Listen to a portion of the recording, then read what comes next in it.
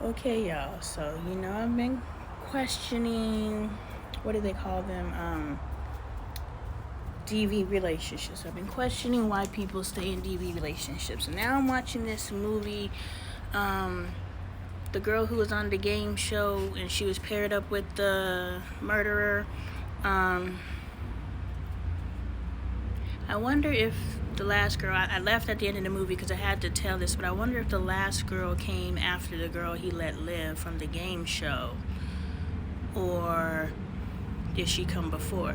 One of them saved the other one, because this one where I just watched her save her life, he didn't kill her. He killed. One lived because people came outside, and the other one lived because he had a mental breakdown. So my mind glitched out, so I forgot I was thinking about. So one saved the other one. That's the message in sisterhood there that I can't conceptualize right now.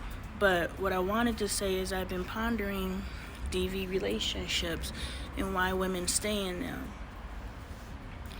Because some women, based off of this scene, I don't know if it's at the end of the movie, I came outside, but it's the girl that lives after the girl that lives that was on the game show. Watching that scene, that girl woke up bound, beaten. She woke up dead, like she really woke up from being dead.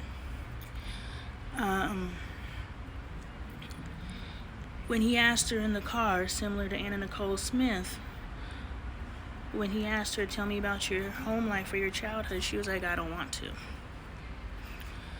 How terrible is your home life where you don't want to talk about it?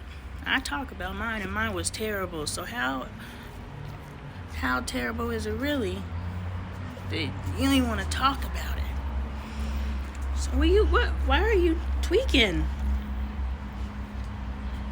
So now we have to look at a young lady who has a background where she doesn't even want to talk about it. She'd much rather forget it.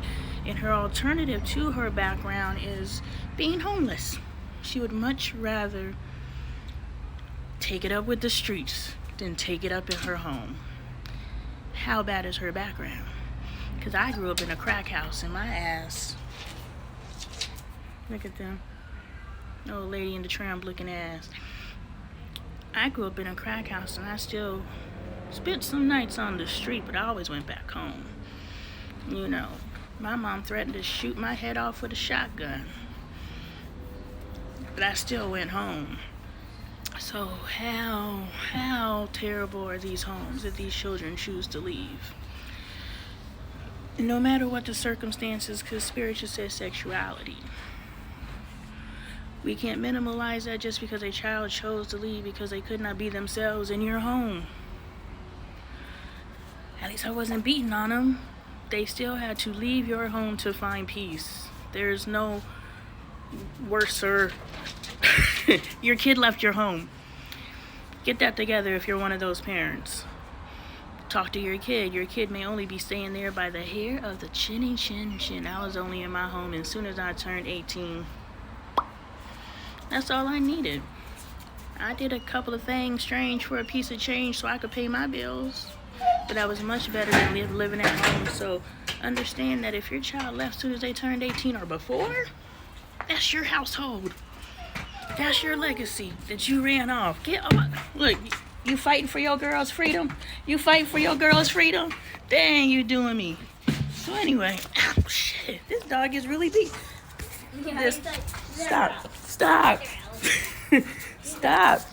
Dang, I'm getting your damn girl. This dog is beating on me, y'all. Sit. You are beside yourself, son. Sit. And stay your ass still. I'm letting your girl out. Shoot.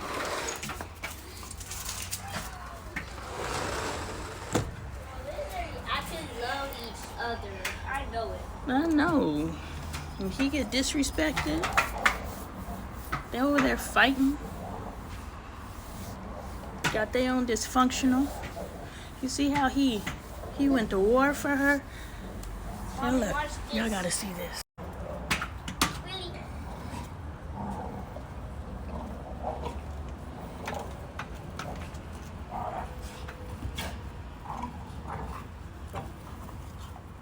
He got his collar on.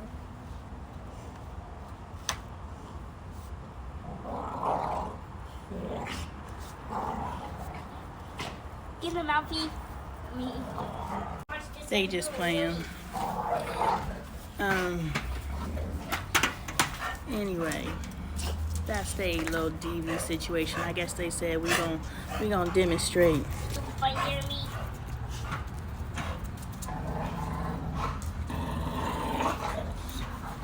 So this is what we learned from dogs fighting. I'm telling you, look at this. This is what we learned from dogs fighting. Why y'all gotta fight against me though? Why y'all gotta fight? If somebody catches my toe, y'all better leave the queen out of it. Y'all gonna get some business. Go. Dogs have some serious beef with each other. Here's what we learned from the dogs. You saw how he was fighting to get his girl free, and women misinterpret that because he's willing to get violent.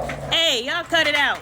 He's willing to get violent about her, so he must love you. He's willing to physically put some action behind it. So you see how he was, knucking if you bucking behind his booski, but then when his booski got out here, they started fighting. But they love each other. You see them two in the corner. Look at them. Look at them.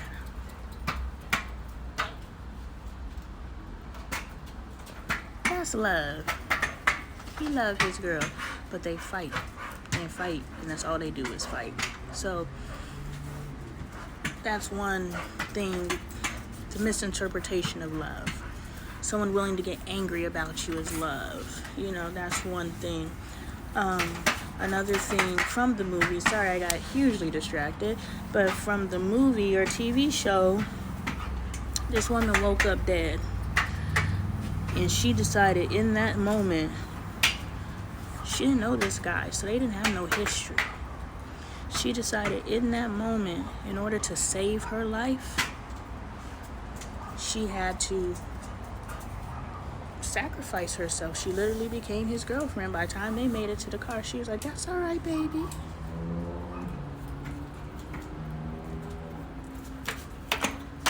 That's all right, baby. Some women end up in these relationships because it's better than being dead.